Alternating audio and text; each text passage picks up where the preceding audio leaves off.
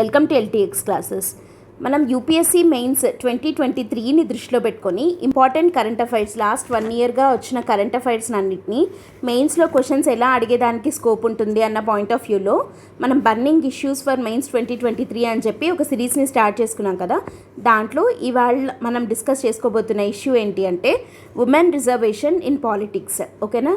So 2008 నుండి women reservation bill అన్నది పార్లమెంట్లో పెండింగ్లో ఉంది. పాలిటిక్స్లో ఉమెన్కి రిజర్వేషన్ ఇవ్వాలి అని చెప్పి దాని బ్యాక్డ్రాప్లో మనము కరెంట్ అఫైర్స్ ఏముంది అంటే దీని మీద యూపీఎస్సీ మెయిన్స్లో క్వశ్చన్ అడిగితే ఇంతకుముందు ఏమని అడిగారు, ఇక మీదట అడిగితే ఎలా అడగచ్చు అన్న పాయింట్ ఆఫ్ వ్యూలో మనం ఈ వీడియోలో డిస్కస్ చేసుకుందాం. Okay, before going to start the session today ఒక important announcement from LTX classes ఏంటంటే, if you have cleared UPSC prelims, ఈ ఇయర్ మీరు ప్రిలిమ్స్ని క్లియర్ చేసినట్టయితే then LTX classes are going to start a beautiful initiative that is super 30 batch అని చెప్పి. So super 30 batch ఏంటి అంటే యూపీఎస్సీ మెయిన్స్ 2023కి మిమ్మల్ని ప్రిపేర్ చేయడానికి అని చెప్పి ఒక mentorship, test series and feedback ఉన్నటువంటి ఒక ప్రోగ్రామ్ని చాలా సిస్టమాటిక్గా డిజైన్ చేయడం జరిగిందనమాట. దీంట్లో ఏంటంటే ఓన్లీ లిమిటెడ్ స్ట్రెంత్, ఓన్లీ 30 మెంబర్స్కి మాత్రమే ఒక మెంటార్ని అలొకేట్ చేసి ఆ మెంటార్ తోటి మీకు ఎండ్ టు ఎండ్ సపోర్ట్ అనేది ఉంటుందన్నమాట. అంటే మీకు సబ్జెక్ట్లో ఏదైనా డౌట్స్ ఉన్నా క్లారిఫై చేయడము, ఆన్సర్ రైటింగ్లో మీకు సజెషన్స్ ఇవ్వడము, పర్సనలైజ్డ్ షెడ్యూల్స్ డిజైన్ చేసి ఇవ్వడము అండ్ మిమ్మల్ని ఫాలో అప్ చేస్తూ ఉండడము, ఎంతవరకు కంప్లీట్ అయ్యాయి ఏంటి అని చెప్పి. అండ్ ఆ టెస్ట్ సిరీస్కి చాలా డీటెయిల్డ్ 1-on-1 ఫీడ్బ్యాక్ ఉండడం, ఇట్లాంటివన్నీ ఈ ప్రోగ్రాంలోని ఫీచర్స్ అనమాట. సో దీనికి సంబంధించి మీకు ఇంకా ఏదైనా కంప్లీట్ డీటెయిల్స్ కావాలన్నా, ఈ ప్రోగ్రామ్కి మీరు సబ్స్క్రైబ్ చేసుకోవాలి అని అనుకున్నా, you can contact this number or else you can directly come over to LTX Hyderabad branch. Then మీరు అక్కడికి వచ్చి అక్కడున్న మెంటార్ తోటి డైరెక్ట్గా మాట్లాడి మీరు డిస్కస్ చేయొచ్చు అనమాట. డిసైడ్ చేసుకోవచ్చు whether to join this or not అని చెప్పి. ఓకేనా. సో ఇది అయితే ఇప్పుడు మనము టాపిక్లోకి వెళ్ళిపోదాము. And today our topic is women reservation in politics. ఓకేనా.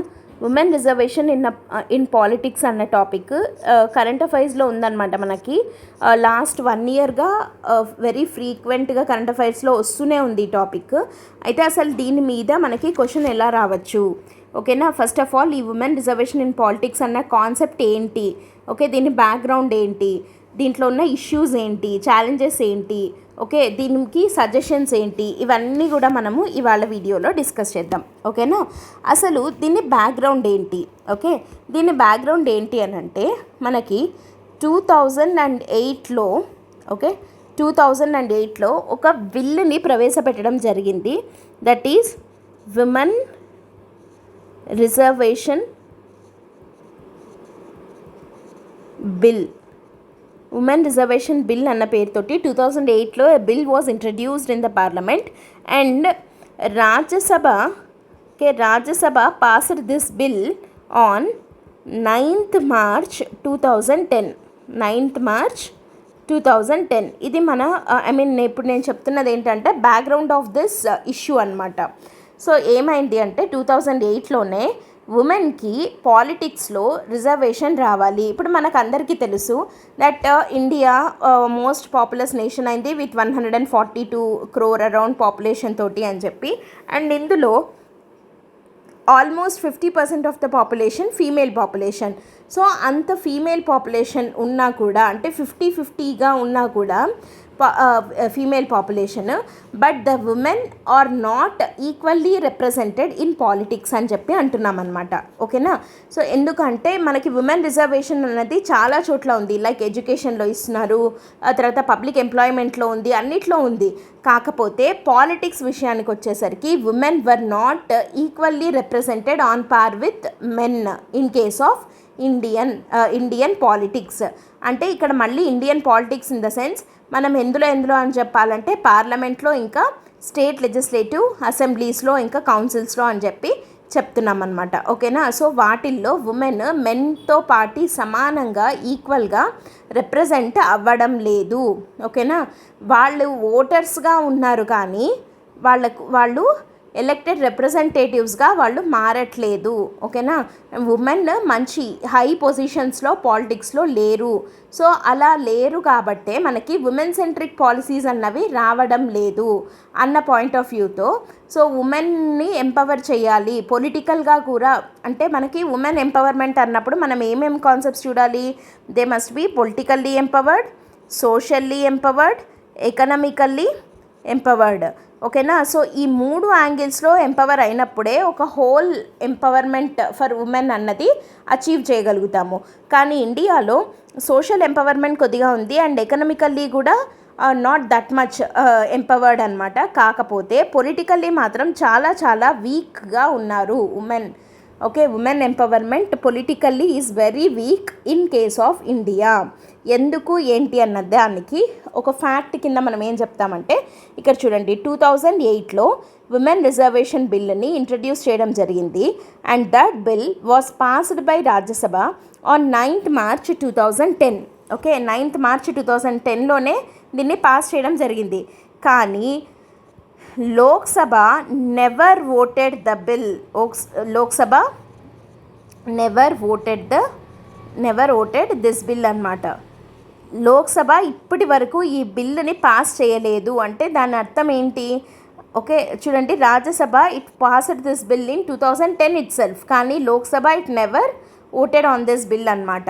అంటే పొలిటికల్లీ దీనికి అంటే పొలిటికల్ రిప్రజెంటేషన్ ఆఫ్ ఉమెన్ ఇవ్వడానికి లోక్సభ లేదా రాజ్యసభ అంటే మన ఎలక్టెడ్ రిప్రజెంటేటివ్స్ రెడీగా లేరని అర్థమా? అంటే they were not interested in giving equal representation for women in politics అని అనాలా, లేకపోతే ఏమని అనాలి? ఓకే, ఇప్పుడు మనం చూద్దాం. Lok Sabha it never voted upon this bill అనమాట. ఓకే, సో దీని బ్యాక్గ్రౌండ్ ఏంటి అంటే అసలు ఈ రిజర్వేషన్ ఇవ్వాలి అన్న ఆలోచన ఎప్పటి నుండి ఉంది అని అంటే if we go dig in to deep this background, national మూమెంట్లోనే మనకి 1931లో ఓకే 1931లోనే మనకి ఉమెన్ యొక్క రిజర్వేషన్ బిల్ అంటే ఉమెన్ పాలిటిక్స్లో రిజర్వేషన్ ఉండాలి ఉమెన్కి అన్న నీడ్ని అర్థం చేసుకున్నటువంటి ఫస్ట్ వ్యక్తి అండ్ బ్రిటిష్ వాళ్ళని ఉమెన్ రిజర్వేషన్ కావాలి అని చెప్పి అడిగినటువంటి వ్యక్తి ఎవరు అని అంటే 1931లో సరోజినీ నాయుడు గారు. Okay, Sarojini Naidu was the first person to demand for the reservation of women in politics. ఈమె బ్రిటిషర్స్కి ఒఫీషియల్గా మెమొరాండం ఇవ్వడం జరిగింది that demanding reservation for women in politics అనమాట in the year 1931 itself. తర్వాత మళ్ళీ ఇంకా ఇండిపెండెన్స్ వచ్చేసింది. ఆ తర్వాత కొన్నేళ్ల పాటు దీన్ని ఎవరూ పట్టించుకోలేదు. Again in 1988 national perspective plan for women అన్నది ఒకటి రెడీ అయింది. National perspective plan for women. According to this national perspective plan for women ఇక్కడ ఏంటి అని అంటే it suggested for reservation of women in politics. Reservation of women in పాలిటిక్స్లో women యొక్క రిజర్వేషన్ని దాని యొక్క నీడ్ని ఐడెంటిఫై చేసిండేది ఏంటి అంటే national perspective plan for women in the year 1988 అనమాట. So according to this perspective plan for women what it suggested is there must be reservation of women in politics from the level of panchayat to the level of parliament. Okay, ఇది very very important point మనకి. Okay, national perspective plan for women ఏమని చెప్తోంది?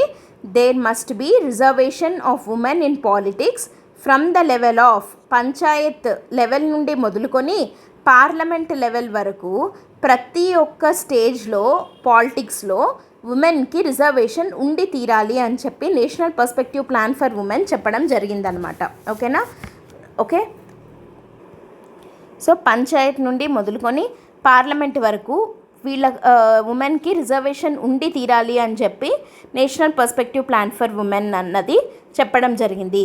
So దీని అవుట్కమ్గానే మనం ఏమని చెప్పుకోవచ్చు? In the year 1992 and 1993 ఏం amendment acts వచ్చాయి మనకి? 73rd and 74th constitutional amendment acts వచ్చాయి కదా. 73rd and 74th constitutional amendment acts రావడం జరిగింది. అండ్ వీటిల్లో ఏమని మెన్షన్ చేయడం జరిగింది? 73rd అండ్ 74thలో వాట్ ఇట్ హ్యాస్ గివెన్. ఈ అమెండ్మెంట్ యాక్ట్స్ ద్వారా మనకి ఏమొచ్చాయి? Rural local governance and urban local governance అన్నది వచ్చింది కదా. పంచాయత్స్ అండ్ మున్సిపాలిటీస్ అనేవి రావడం జరిగింది. అంటే మనకి 11th షెడ్యూల్ ద్వారా ఇది అండ్ 12th షెడ్యూల్ ద్వారా అర్బన్ లోకల్ బాడీస్ అన్నవి రావడం జరిగాయి. అండ్ వీటిల్లో కొన్ని కంపల్సరీ ప్రొవిజన్స్, కొన్ని వాలంటరీ ప్రొవిజన్స్ అని చెప్పి ఉన్నాయి. వాటిల్లో కంపల్సరీ ప్రొవిజన్ అంటే ఖచ్చితంగా urban local bodies, rural local bodies చేసి తీరాల్సిన పనులలో ఉన్నటువంటి ఒక పని ఏంటి? And that is relevant to present our topic is 1/3 of the seats must be reserved for women అని చెప్పడం జరిగింది. 73rd and 74th constitution amendment acts ఏమని చెప్తున్నాయి? 1/3 ఆఫ్ ద సీట్స్, ఎన్ని సీట్స్ అయితే ఉంటాయో అందులో 1/3 ఉమెన్కి రిజర్వేషన్ ఇవ్వాలి. అంటే ఇక్కడ నాట్ జస్ట్ మెంబర్స్గా మాత్రమే కాదు, యాజ్ చైర్మన్గా కూడా 1/3 of the part and 1/3 reservation అన్నది ఇవ్వాలి. 1/3 అన్నా మనకి 33% అన్నా ఒకటే కదా. So 33% of the seats must be reserved for women అని చెప్పడం జరిగింది 73rd and 74th constitutional amendment acts. So ఇక్కడ చూడండి, ఇక్కడ వీళ్ళు చెప్పిన దాని ప్రకారం పంచాయత్ టు పార్లమెంట్ అన్నారు. అయితే మనకి ఇక్కడ పంచాయత్లో అయితే రిజర్వేషన్ వచ్చేసింది. ఓకేనా.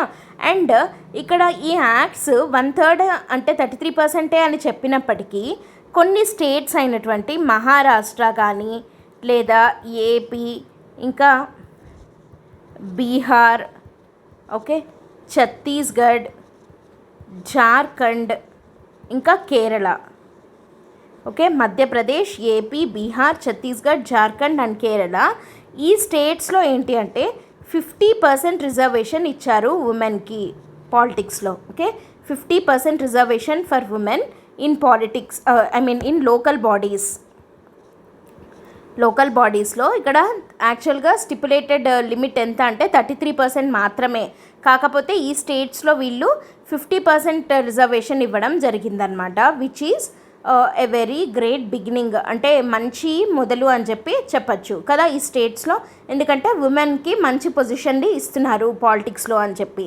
సో దీని ద్వారా మనకి ఉపయోగం ఏంటి అంటే ఈ 73rd and 74th amendment acts ద్వారా ఓకే 1/3 రిజర్వేషన్ ఇచ్చాము. దానివల్ల ఏమవుతుంది చెప్పండి? పొలిటికల్ ఎంపవర్మెంట్ అన్నది వస్తుంది కదా ఉమెన్లో. పొలిటికల్ ఎంపవర్మెంట్ ఆఫ్ ఉమెన్ అన్నది అవుతుంది. పొలిటికల్ ఎంపవర్మెంట్ ఆఫ్ ఉమెన్ అయితే అంటే women will be in like leadership పొజిషన్స్లో వాళ్ళు ఉంటారు. లీడర్షిప్ పొజిషన్స్లో ఉమెన్ ఉంటే ఏమవుతుంది? Obviously it results in women centric policies. Okay, women centric policies అన్నవి వీళ్ళు తీసుకొని వస్తారు. ఓకేనా.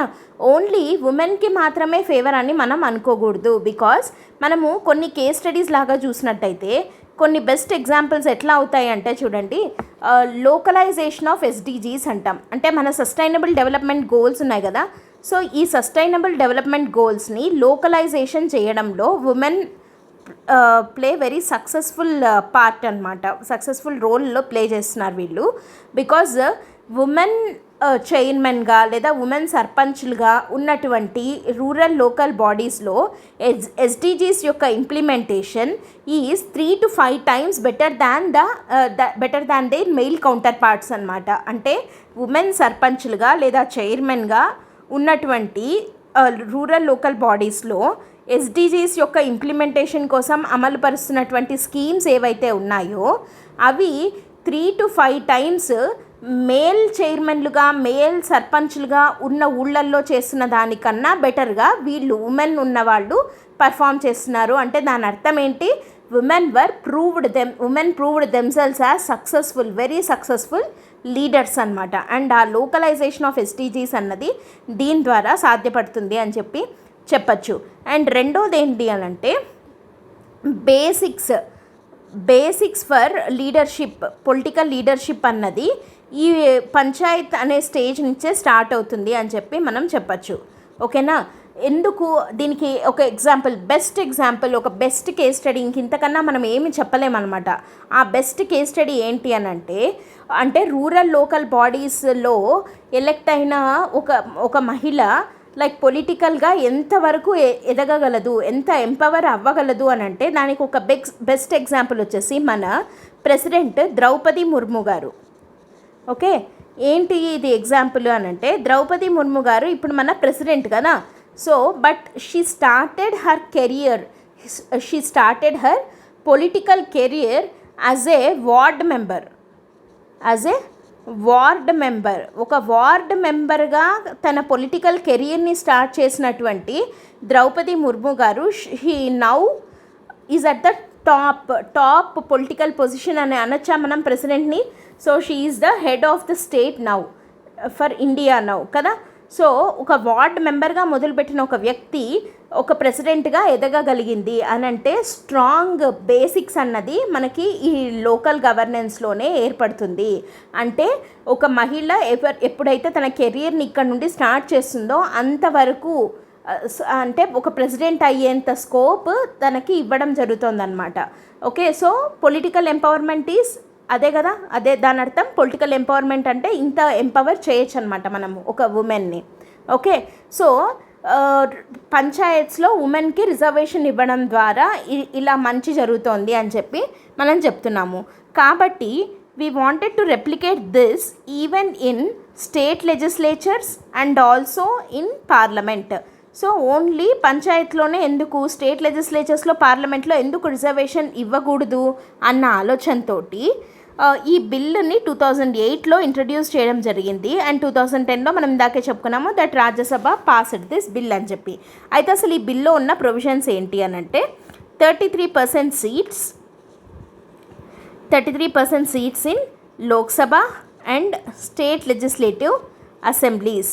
Okay, 33% seats in Lok Sabha and state legislative assemblies for ఉమెన్కి రిజర్వేషన్ ఇవ్వాలి. ఓకేనా, అండ్ ఎలా ఇవ్వాలి అని అంటే ఆన్ రొటేషన్ బేసిస్ ఇవ్వాలి. ఈ సీట్స్ని అలొకేట్ చేయడం జరుగుతుంది అని చెప్పి. ఓకేనా, అండ్ ఈ రిజర్వేషన్ అన్నది ఇట్ సీజెస్ టు ఎగ్జిస్ట్.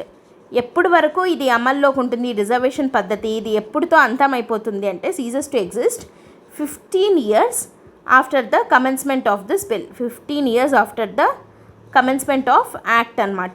ఇది యాక్ట్ రూపంలోకి మారి ఎప్పుడైతే కమెన్స్ అవుతుందో అంటే ఎప్పుడైతే అమలు పరచడం స్టార్ట్ అవుతుందో ఆ తర్వాత 15 years వరకు 15 ఏళ్ల వరకు ఈ బిల్ అంటే ఈ ప్రొవిజన్స్ అన్నీ అంటే ఈ రిజర్వేషన్ ఏదైతే ఉందో అది ఇంకొక 15 years వరకు ఇవి ఇలాగే కంటిన్యూ అవుతాయి. ఆ తర్వాత సీజెస్ టు ఎగ్జిస్ట్. కావాలంటే మనం అప్పుడు దాన్ని ఇంకా కూడా ప్రొలాంగ్ చేసుకోవచ్చు, అంటే ఇంకా ఎక్స్టెండ్ చేసుకోవచ్చు అనమాట. లైక్ ఇప్పుడు మనకి ఎస్సీ ఎస్టీ రిజర్వేషన్స్ కూడా ఫస్ట్ అలాగే ఉండేవి కానీ అవి స్టిల్ దే ఆర్ కంటిన్యూయింగ్ కదా. సో ఇవి కూడా అట్లనే మనము కంటిన్యూ చేసుకోవచ్చు. ఓకేనా, అసలు ఈ బిల్ తేవాల్సిన అవసరం ఏంటి, వాట్ ఈస్ ద నీడ్ ఏంటి అని అంటే ఇక్కడ మనము ఒక రెఫరెన్స్ ఇవ్వాలన్నమాట. ఏంటది అని అంటే గ్లోబల్ జెండర్ గ్యాప్ రిపోర్ట్ 2022. దీని ఫైండింగ్స్ని మనం ఒకసారి గమనించాలి. Global gender gap report 2022. దీంట్లో ఇండియా ర్యాంక్ వచ్చేసి 48 out of 146. ఓకే, ఇండియా ర్యాంక్ వచ్చేసి 48 out of 146 ఇన్ పొలిటికల్ ఎంపవర్మెంట్లో. అంటే మన గ్లోబల్ జెండర్ గ్యాప్ రిపోర్ట్లో చాలా డైమెన్షన్స్ ఉంటాయి. In those dimensions one dimension is political empowerment of women in India. So ఆ పొలిటికల్ ఎంపవర్మెంట్ అన్న డైమెన్షన్లో India rank 48 out of 146 nations. ఓకేనా, అండ్ మన స్కోర్ చూడండి, మన స్కోర్ వచ్చేసి ఇది 0 to 1 వరకు ఉంటుంది స్కోర్. 0 అంటే వెరీ లో, అంటే లో ఎంపవర్మెంట్ అని అంటే హై గ్యాప్ అని చెప్పి, 1 అంటే హై ఎంపవర్డ్ అని చెప్పి అంటే లో గ్యాప్ ఉంది, అంటే ఉమెన్ మెన్ అంతా ఒకటేలాగున్నారు అన్న ఉద్దేశంతో ఉంటుందన్నమాట. సో ఇప్పుడు మన స్కోర్ వచ్చేసి 0.267 which is very very low. ఓకేనా, మన స్కోర్ వచ్చేసి 0.267 మాత్రమే, which is very low. Okay, and మన ర్యాంక్ ఎంత అన్నాము, 48 out of 146. ఓకేనా, అయితే పొలిటికల్ ఎంపవర్మెంట్లో ఫస్ట్ ర్యాంక్లో ఉన్నది ఎవరు అని అంటే ఐస్లాండ్. ఆబ్వియస్లీ ఐస్లాండ్, తర్వాత నార్వే, ఫిన్లాండ్, స్వీడన్, ఇట్లాంటి స్కాండినేవియన్ నేషన్స్ అన్నీ కూడా జనరల్గా మనకి ఇలాంటి వాటిల్లో హై ర్యాంకింగ్స్లోనే ఉంటాయి. సో అలా గ్లోబల్ జెండర్ గ్యాప్ రిపోర్ట్లో మనకి పొలిటికల్ ఎంపవర్మెంట్లో Iceland was in first place and దీని స్కోర్ వచ్చేసి 0.874. మన స్కోర్ వచ్చేసి 0.267 అయితే ఐస్లాండ్ స్కోర్ 0.874. అయితే ఇక్కడ మనము రీథింక్ చేసుకోవాల్సిన అవసరం ఎందుకు వస్తుంది అని అంటే, ఇది స్కాండినేవియన్ నేషన్, ఓకే, దీన్ని వదిలేద్దాము. But if we compare ourselves with our neighbours, మన చుట్టుపక్కల మన నైబరింగ్ నేషన్స్ ఏవైతే ఉన్నాయో వాటితోటి మనం ఒకసారి కంపేర్ కనుక చేసుకున్నామంటే మనము ఎంత వరస్ట్ పర్ఫార్మింగ్ నేషన్గా మనం ఉన్నాము అని అంటే, దానికి ఒక ఎగ్జాంపుల్, ఒక ఫ్యాక్ట్ లాగా మనం ఏం చెప్పచ్చు అని అంటే, మన నైబరింగ్ నేషన్ ఏంటి, బంగ్లాదేశ్ కదా, రైట్. బంగ్లాదేశ్ ఎంత చిన్న కంట్రీ మనకన్నా, మన నైబర్, అండ్ దీని ర్యాంక్ వచ్చేసి it is in rank 9. Okay, it is in rank 9 with a score of 0.546. అంటే మనకి డబల్ కన్నా ఎక్కువ స్కోర్ తోటి, అండ్ ర్యాంక్ చూడండి, మనం 48 ర్యాంక్లో ఉంటే బంగ్లాదేశ్ ఏమో 9th ర్యాంక్లో ఉంది. ఓకే, సో మనము అంత వర్స్ట్గా పర్ఫామ్ చేస్తున్నాము if we compare ourselves with our neighbouring nation Bangladesh. ఓకేనా, సో కాబట్టి ఈ గ్యాప్ ఏదైతే ఉందో, ఇంత గ్యాప్ ఎక్కువగా ఉంది అని అంటున్నాం కదా, జెండర్ గ్యాప్ పొలిటికల్ ఎంపవర్మెంట్ అనే విషయంలో. సో ఆ గ్యాప్ని రెడ్యూస్ చేయాలి అండ్ ఉమెన్ని పొలిటికల్గా ఎంపవర్ చేయాలి అని అంటే ఈ బిల్ యొక్క అవసరం ఉంది అని చెప్పి మనం రాయాలి. ఓకేనా, what is the need for introduction of this bill అంటే అది రాయాలి. ఓకేనా, అయితే ఇక్కడ ఆర్గ్యుమెంట్స్ అగెయిన్స్ట్ ద బిల్, ఈ బిల్లుకి వ్యతిరేకంగా ఉన్న ఆర్గ్యుమెంట్స్ ఏంటి?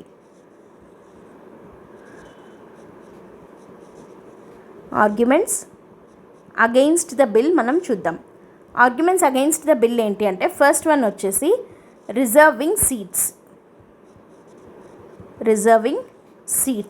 ఇట్లా ఉమెన్కి సపరేట్గా సీట్స్ని రిజర్వ్ చేయడము అన్నది రైట్ టు ఈక్వాలిటీకి వ్యతిరేకము. ఎందుకంటే prohibition of discrimination on the grounds of race, caste, colour, sex, creed or place of birth అని చెప్పి అంటాం కదా. కాకపోతే రైట్ టు ఈక్వాలిటీకి అంటే ఉమెన్ అన్న పేరుతోటి, అంటే జెండర్ని బేస్ చేసుకొని డిస్క్రిమినేట్ చేసి వీళ్ళకి రిజర్వేషన్ ఇస్తున్నట్టు. కాబట్టి ఇది రైట్ టు ఈక్వాలిటీకి వ్యతిరేకము అని చెప్పి అంటున్నాము. కానీ ఇక్కడ మనం ఏమని రాయాలి అని అంటే, బట్ అక్కడ మనకి కొన్ని క్లాజెస్ కూడా ఉన్నాయి. దట్ ఏంటి అని అంటే, ఇట్లాంటి వల్నరబుల్ సెక్షన్స్ని ప్రొటెక్ట్ చేయడం కోసము అని చెప్పి ఏం చేయొచ్చు, positive discrimination can be made కదా, positive discrimination can be done అన్నమాట. సో పాజిటివ్ డిస్క్రిమినేషన్ కింద మనము వీళ్ళకి రిజర్వేషన్ ఆఫ్ సీట్స్ని కల్పిస్తున్నాము. ఓకేనా, అండ్ సెకండ్ వన్ ఏంటి అని అంటే, ఉమెన్ అంటే ఉమెన్లో మళ్ళీ మనకి కమ్యూనిటీస్ వస్తాయి కదా. It is not a homogeneous community, right. Homogeneous community కాదు అంటే అందరు ఉమెన్ ఒకే క్యాస్ట్కి చెందిన వాళ్ళు ఉండరు కదా. మళ్ళీ అక్కడ caste based reservation cannot be made for women అనమాట. అంటే ఇక్కడ డిఫరెంట్ కాంబినేషన్స్ ఉంటాయి. ఉమెన్ తర్వాత వాళ్ళ యొక్క క్యాస్ట్ ఇవన్నీ చూసుకొని వాళ్ళకి రిజర్వేషన్ ఇవ్వడము అన్నది కొంచెం ఒక డిఫికల్ట్ టాస్క్ అవుతుంది. Because women doesn't belong to a homogeneous community కాబట్టి. ఓకేనా, ఇది అగెయిన్స్ట్ ద బిల్. కానీ arguments in favour of bill, arguments in favour of bill ఏమున్నాయి? Okay, arguments in favour of bill ఏంటి అంటే, ఫస్ట్ వన్ వచ్చేసి political parties జనరల్గా అంటే మొదటి నుంచి కూడా ఈ పొలిటికల్ పార్టీస్ అన్నీ ప్యాట్రియార్కల్ మైండ్ సెట్ తోటి ఉన్నాయి. Okay, patriarchal mindset. Patriarchal mindset అంటే ఏంటి? పితృస్వామ్య వ్యవస్థ అంటాం కదా ప్యాట్రియార్కల్ అంటే. సో అట్లా అంటే like women were inferior to men అన్న మైండ్ సెట్ తోటి ఉన్న పొలిటికల్ పార్టీస్లో ఇక్కడి నుంచి మార్పు వస్తుంది అన్న ఉద్దేశం అనమాట. ఓకేనా.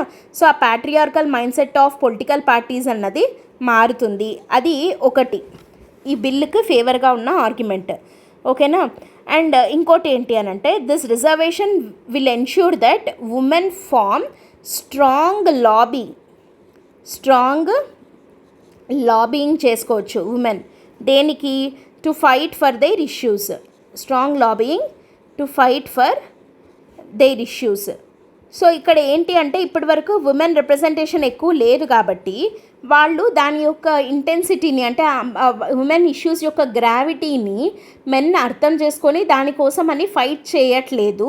సో కాబట్టి ఉమెనే కనుక రిప్రజెంటేషన్ ఉంటే then they can form a strong lobbying కదా, పోయి గట్టిగా వాదించి సాధించుకోవచ్చు, వాళ్ళకి కావాల్సినవి అన్నీ వాళ్ళు సాధించుకోవచ్చు అన్న ఉద్దేశంతో strong lobbying to fight for their issues అన్నది ఒక argument in favour of this bill అనమాట. And more women in decision making positions is needed.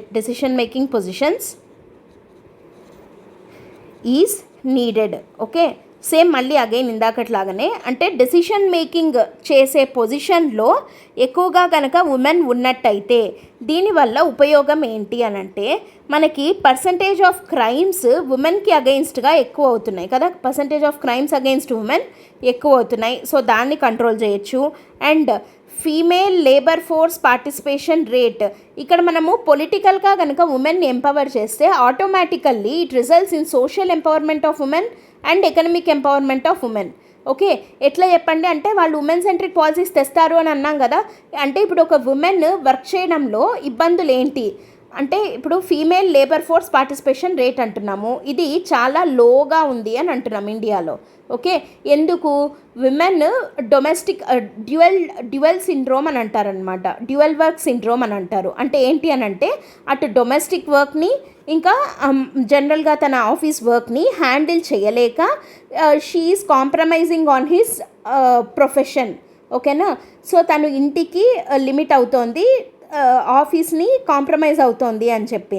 So ఆ డ్యువల్ రోల్ సిండ్రోమ్ నుండి ఉమెన్ని బయటికి తీసుకొని రావాలి అని అంటే వీళ్ళు ఎట్లాంటి పాలసీస్ని తీసుకొని రావచ్చు అంటే వర్క్ ఫ్రమ్ హోమ్ ఇవ్వడము, తర్వాత ఆఫీసెస్లోనే క్రెచ్లు లాంటివి పెట్టడము, ఇట్లాంటివన్నీ చేస్తే ఏమవుతుంది చెప్పండి, women can participate more in economic activities కదా. సో దానివల్ల ఏమవుతుంది, female labour force participation rate అన్నది పెరుగుతుంది. అండ్ కేర్ ఎకానమీలో ఉమెన్ ఎక్కువగా ఉంటున్నారు అని అంటున్నాం. And care economy is not a part of GDP. So తర్వాత ఇంకొకటి ఏంటి, అన్ఆర్గనైజ్డ్ సెక్టార్లోనే ఉమెన్ ఎక్కువగా పనిచేస్తుంటారు. దానివల్ల ఏంటి, వీళ్ళకి సోషల్ సెక్టార్ బెనిఫిట్స్ అంటే లైక్ ఏమంటారంటే పెన్షన్స్ ఇట్లాంటివన్నీ కొంచెం తక్కువగా అవుతూ ఉంటాయి. సో ఇవన్నీ అర్థం చేసుకొని ఒక ఉమెన్ అయితే ఉమెన్ యొక్క ఇష్యూస్ని బెటర్గా అర్థం చేసుకోగలదు అండ్ ఉమెన్ సెంట్రిక్ పాలసీస్ని లెజిస్లేట్ చేయగలదు అండ్ బెటర్గా ఎగ్జిక్యూట్ చేయగలదు. So political empowerment of women can automatically lead to అంటే కొలేటరల్ బెనిఫిట్స్ లాగా ఎకనమిక్ ఎంపవర్మెంట్, సోషల్ ఎంపవర్మెంట్ అన్నవి ఆటోమేటిక్గా వచ్చేస్తాయి అన్నమాట. ఓకేనా. సో కాబట్టి ఉమెన్ డెసిషన్ మేకింగ్ పొజిషన్స్లో ఉంటే పర్సంటేజ్ ఆఫ్ క్రైమ్స్ పెరుగుతున్నాయి, సో వాటిని తగ్గించవచ్చు. అండ్ తగ్గిపోతున్న ఫీమేల్ లేబర్ ఫోర్స్ పార్టిసిపేషన్ రేట్ని మనము పెంచవచ్చు.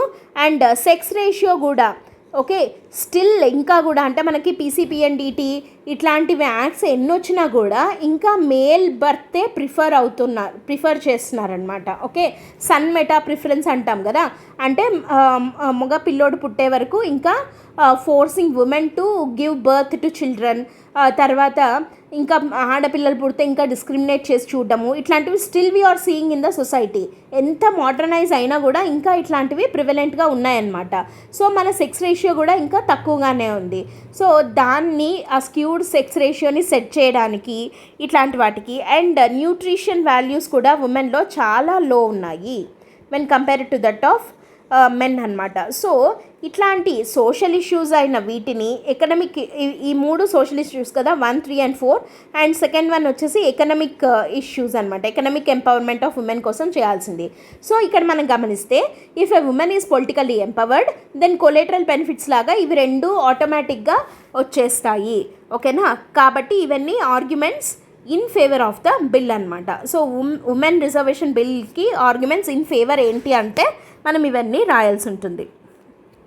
ఓకేనా, మరి women empowerment, political empowerment prior independence ఎలా ఉండేది? Okay, prior independence, pre independence ఎలా ఉండేది?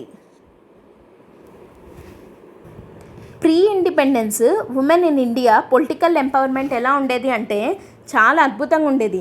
ఇండియాలో పొలిటికల్ పొజిషన్స్లో ఉమెన్ ఉండడము అన్నది మనకు కొత్త ఏం కాదు కదా.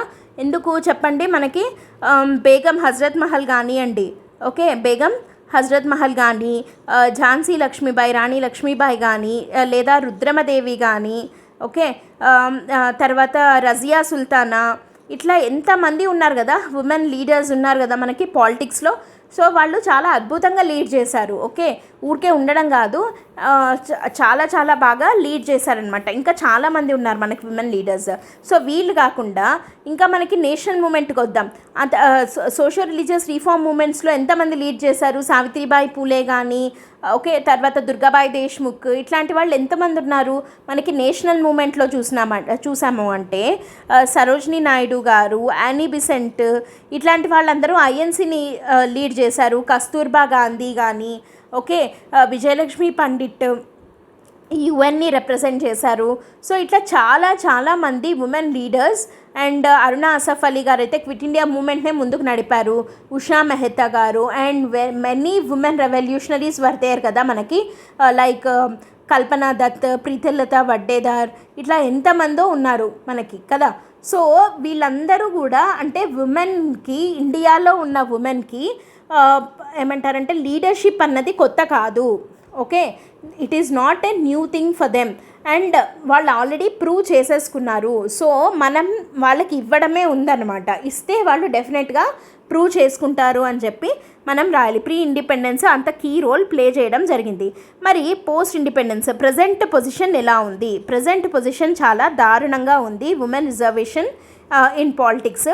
ఎందుకు అని అంటే ఉమెన్ రిప్రజెంటేషన్ ఎంత ఉంది అట్ ప్రెజెంట్ అంటే only 14.9% of MPs, 14.9% of MPs are women in India. మొత్తం మన ఎంపీల్లో 14.9% మాత్రమే ఉమెన్ ఉన్నారు. ఇక్కడ మనం అడుగుతున్నది 33% అయితే ఇప్పుడు ఉన్నది చూడండి 14.9% మాత్రమే. ఓకేనా, సో ఇంత మాత్రమే ఉన్నారు. అండ్ ఇంకొక బాధాకరమైన విషయం ఏంటంటే ఇట్ ఈస్ హయ్యెస్ట్ సోఫార్. పోనీ ఇప్పుడు ఏదైనా తగ్గారంటే అలా ఏం కాదు, ఇప్పటి వరకు వీళ్ళే అంటే 14.9% ఉండడమే హయ్యెస్ట్ సోఫార్ అని చెప్పి మనం గొప్పగా చెప్పుకుంటున్నాము. కానీ స్టిల్ ఇది ఇంత తక్కువగా ఉందన్నమాట. అది ఎంత తక్కువగా ఉంది అని అంటే according to inter parliamentary union అని చెప్పి మనకు ఒకటి ఉంది. సో ఈ ఇంటర్ పార్లమెంటరీ యూనియన్ ప్రకారము if we compare ourselves with our neighbouring nations, మన దగ్గర ఉన్న percentage of MPs is very less than, ఎవరెవరికన్నా లెస్ అంటే మన దగ్గర ఉన్న percentage of MPs, I'm not talking about number, it is about percentage of MPs అనమాట. అంటే మొత్తం మన దగ్గర ఉన్న ఎంపీస్లో ఎంత పర్సంటేజ్ ఉమెన్ ఉన్నారు అన్నది చూస్తే అలా వేరే కంట్రీస్లో ఉన్న ఎంపీస్ దాంట్లో పర్సంటేజ్ ఆఫ్ ఉమెన్ కనుక మనం కంపేర్ చేసామంటే మనం ఎవరెవరికన్నా వర్స్ట్ పర్ఫార్మింగ్గా ఉన్నాము అంటే మన నైబరింగ్ నేషన్స్ అయినటువంటి నేపాల్ కన్నా, ఓకే, శ్రీలంక కన్నా, అండ్ ఇందాకే చెప్పుకున్నాము that we are far less than Bangladesh అని చెప్పి.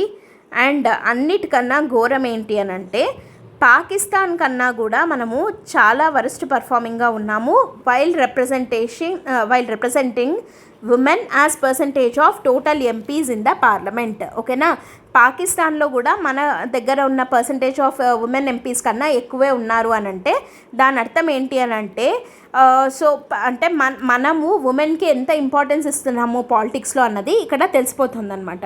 అండ్ ఇది ఎంపీస్. ఇంకా ఎమ్మెల్యేస్ విషయం అయితే అది ఇంకా వరస్ట్గా ఉంది.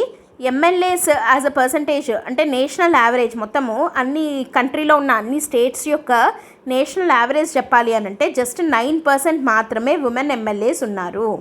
ఓకే, 9% మాత్రమే ఉమెన్ ఎమ్మెల్యేస్ ఉన్నారనమాట. అండ్ ఇంకా ఉమెన్ యాజ్ క్యాండిడేట్స్ చూద్దాం. అంటే ఇది గెలిచిన వాళ్ళు అండ్ క్యాండిడేట్లుగా నిలబడిన వాళ్ళు ఎంతమంది అన్నది కూడా చూద్దాం కదా. సో ఉమెన్ యాజ్ క్యాండిడేట్స్ చూసాము అని అంటే మొత్తము 8,049 క్యాండిడేట్స్లో లెస్ దాన్ 9% మంది 2019 అసెంబ్లీ ఎలక్షన్స్లో నిలబడడం జరిగింది. ఓకేనా.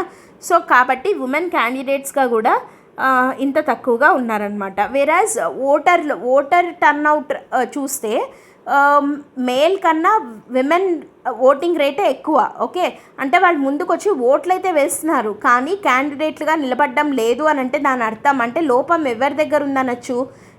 It could be in political parties and it could be also in women కూడా. ఓకే, ఎందుకంటే ధైర్యంగా ముందొచ్చి నిలబడి పోటీ చేయాలి అని అర్థం అనమాట. Okay, how to improve. ఇప్పుడు మరి ఏం చేసి మనం దీన్ని ఇంప్రూవ్ చేయొచ్చు? How to improve this position, ఎట్లా ఇంప్రూవ్ చేయొచ్చు దీన్ని అని అంటే ఫస్ట్ది ఏంటి అని అంటే ఈ బిల్ని పాస్ చేయాలి. That is reservation of seats 33% reservation అన్నది పాస్ చేసి తీరాలి. అండ్ రెండవది ఏంటి అని అంటే ఇంక్రీజింగ్ అవేర్నెస్ అండ్ ఎడ్యుకేషన్, ఉమెన్లో కూడా అవేర్నెస్ తీసుకొని రావాలి అండ్ ఎడ్యుకేషన్ తీసుకొని రావాలి. ఓకేనా, ఎడ్యుకేట్ చేయాలి వాళ్ళని, ఓకే, ఉమెన్ని. అండ్ తర్వాత జెండర్ బేస్డ్ వైలెన్స్ని హరాస్మెంట్ని అడ్రస్ చేయాలి అండ్ ఎలక్టోరల్ ప్రాసెస్లోనే రీఫార్మ్స్ని తీసుకొని రావాలి. ఎలక్టోరల్ ప్రాసెస్లోనే రీఫార్మ్స్ని తీసుకొని వచ్చినప్పుడు మాత్రమే మనకి పొలిటికల్ ఎంపవర్మెంట్ ఆఫ్ ఉమెన్ అన్నది సాధ్యపడుతుంది. సో ఇవన్నీ చేయాలి అంటే మనకి ఏం కావాలంటే ఇక్కడ మల్టీ స్టేక్ హోల్డర్ అప్రోచ్ అనేది ఉండాలి. Okay, multi stake holder approach అంటే ఇక్కడ మనకి ఉన్న స్టేక్ హోల్డర్స్ ఎవరెవరు? ఇక్కడ గవర్నమెంట్ ఒక stakeholder, okay, political parties ఒక stakeholder, government, political parties ఒక stakeholder and NGOs working for women rights ఒక stakeholder and women themselves are a stakeholder. Okay, జనరల్గా citizens వీళ్ళందరూ కూడా stake holders అవుతారు. So ప్రతి ఒక్కరూ కలిసికట్టుగా పనిచేసినప్పుడు మాత్రమే we can expect political empowerment of women అనమాట. అండ్ దాంట్లో కూడా మనకి ఇండియాలో ప్రాబ్లం ఏంటి అని అంటే what we need is politics by women, not just women in politics. Okay, ఒకసారి మనం గమనిస్తే ఇక్కడ ఉమెన్ ఇన్ పాలిటిక్స్ మాత్రమే సరిపోదు, మరి ఏం కావాలి? పాలిటిక్స్ బై ఉమెన్ కావాలి. అంటే జస్ట్ ఒక నెంబర్గా పాలిటిక్స్లో ఉమెన్ ఉండడం వల్ల ఎట్లాంటి ఉపయోగం ఉండదు. పాలిటిక్స్ బై ఉమెన్ ఉండాలి అంటే ఏంటి? Not just as MPs, they must be a part of council of ministers లేదా క్యాబినెట్లో, అంటే మంచి డెసిషన్ మేకింగ్ ఆఫీసెస్ ఏవైతే ఉంటాయో వాటిల్లో ఉమెన్కి రోల్ ఉండాలి, నాట్ జస్ట్ ఇన్ పాలిటిక్స్. ఓకేనా, అంటే ఇప్పుడు మనకు కూడా తెలుసు దట్ పంచాయత్స్లో మనం ఇందాక చెప్పుకున్నాం కదా 33% రిజర్వేషన్ ఉంది, కరెక్టే. కొన్ని స్టేట్స్లో 50% కూడా ఉంది and women were beautifully represented in panchayats అని చెప్పి చెప్పుకున్నాము. కాకపోతే దాంట్లో కూడా చాలా ఫ్లాస్ ఉన్నాయి. ఏంటది? లైక్ ప్రాక్సీ లీడర్స్ అంటాం కదా. సో ప్రాక్సీ లీడర్స్గా వాళ్ళ హస్బెండ్స్ లేదా వాళ్ళ సన్స్ ఇట్లా ఉంటున్నారనమాట. అంటే ఉమెన్కి ఎక్కడైతే రిజర్వేషన్ ఉన్న సీట్ ఉందో అట్లాంటప్పుడు అక్కడ ఉమెనే పోటీ చేయాలి కాబట్టి జస్ట్ ఊరికే పేరుకు మాత్రమే వాళ్ళ వైఫ్స్ని కానీ లేదా వాళ్ళ డాటర్స్ని నిలబెట్టి మిగతా మొత్తం వాళ్ళ ఇంట్లో ఉన్నటువంటి మేలే చూసుకుంటున్నారు. సో వాళ్ళనే ప్రాక్సీ లీడర్స్ అంటారు. ఇట్లాంటిది ఒక పెద్ద ఇష్యూ ఉంది. అంటే పేరుకే women were in politics but not politics are done by women అనమాట. సో ఇదొక ఇష్యూ. అండ్ రెండోది ఏంటి అని అంటే కాప్ పంచాయత్స్ అంటాం కదా. సో ఈ కాప్ పంచాయత్స్ అన్న వాటి ద్వారా they discriminate a lot women అనమాట. సో కాబట్టి ఇట్లాంటి ఇష్యూస్ అన్నీ ఉన్నాయి మనకి. సో వీటిని అన్నిటినీ మనం తగ్గించుకున్నట్టయితే and women must be given decision making seats అనమాట. అప్పుడు we can expect politics by women and not just women in politics అనమాట. అప్పుడు ఏమవుతుంది, మనకి జెండర్ గ్యాప్ అన్నది తగ్గుతుంది in political empowerment of women.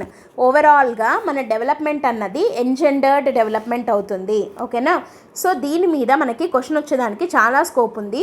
And ఇంతకుముందు యూపీఎస్సీలో ఒక ఎస్సే కూడా ఇవ్వడం జరిగిందనమాట, the development that is not engendered is endangered అని చెప్పి. సో అట్లాంటి క్వశ్చన్సే మనకు వచ్చేదానికి స్కోప్ ఉందన్నమాట. Okay. So this is a very very important burning issue for UPSC mains 2023. And next వీడియోలో మనం ఇంకొక బర్నింగ్ ఇష్యూ తోటి మీ ముందుకు వస్తాను, డిస్కస్ చేద్దాము. Okay. Before going to end this session, ఒక very important announcement from LTX classes. ఏంటి అని అంటే, if you want to improve your answer writing skills for UPSC mains, అంటే ఈ ఇయర్ కాకపోయినా మీరు నెక్స్ట్ ఇయర్ యూపీఎస్సీ మెయిన్స్కి అటెంప్ట్ చేస్తున్నట్టయితే then it is the right time, because at least 1 year of writing practice అన్నది చాలా అవసరము.